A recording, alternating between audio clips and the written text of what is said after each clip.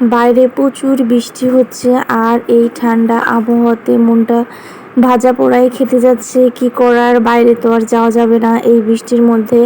তো ঘরেই রেডি করে ফেললাম মুচমুচে ডিমের চপ। আমার মতো ডিমের চপ খেতে কে কে পছন্দ করেন কমেন্টে জানাবেন। আর আজকে কিভাবে আমি ডিমের চপ রেডি করি তাই তোমাদের সাথে শেয়ার করব। আর ভিডিওটি দেখতে থাকো, আর ভালো লাগলে অবশ্যই লাইক কমেন্ট শেয়ার করে পাশেই থাকবে। বানানোর জন্য একটা ব্যাটার তৈরি করে নেব। এখানে বেসন, চালের গুঁড়া, একটু হলুদ গুঁড়া, লবণ আর হলো মরিচের গুঁড়া, একটু জল দিয়ে ভালোভাবে মিক্স করে একটা ঘন ব্যাটার তৈরি করে নিয়েছি।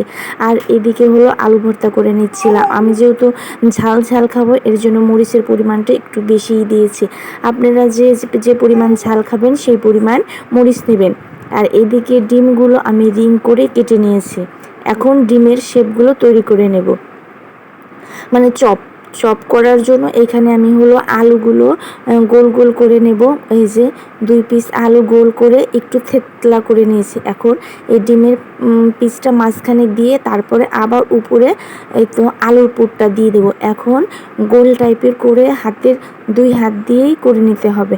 আসলে চপটা হাতে তৈরি করতে হয়, চপ কোনোভাবে মানে অন্য কিছু ইউজ করলে চপের শেপটা তৈরি করা যাবে না। এর জন্য আমি হাতেই তৈরি করে নিই। ইচ্ছা করলেই কিন্তু আমরা এসব খাবার বাইরে থেকে কিনে আনতে পারি, কিন্তু বলুন তো এই সব খাবার কি বাইরে থেকে কিনে আনলে স্বাস্থ্যকর হবে? মোটেও না।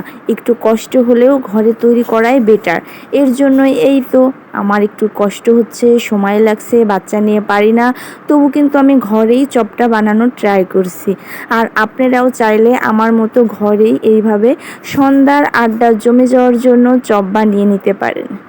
আর রেসিপিটা ভালো মতো ফলো করবেন, কোথাও স্কিপ না করে দেখবেন।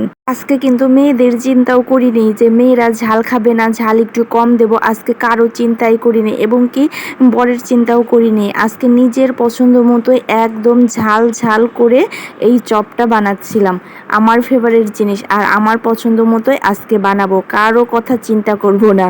সব সময় তো বরের পছন্দ মতো রান্না করি বা মেয়েরা যা খেতে পছন্দ করে সেইভাবে রান্নার ট্রাই করি, কিন্তু আজকে আমার পছন্দ মতো আমার ফেভারিট জিনিস নিজ হাতে তৈরি করে খাবো।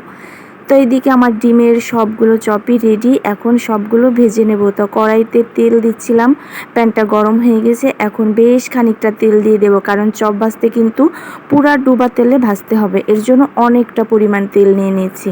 আর এই দেখুন, বাইরে থেকে কিনতে গেলে ওনারা কিন্তু পুরাতন তেল ইউজ করে, মানে একদিন ভাজার পরে যে তেলটা থেকে যায় সেটা কিন্তু ফেলে দেয় না, আবার পরের দিন ইউজ করে।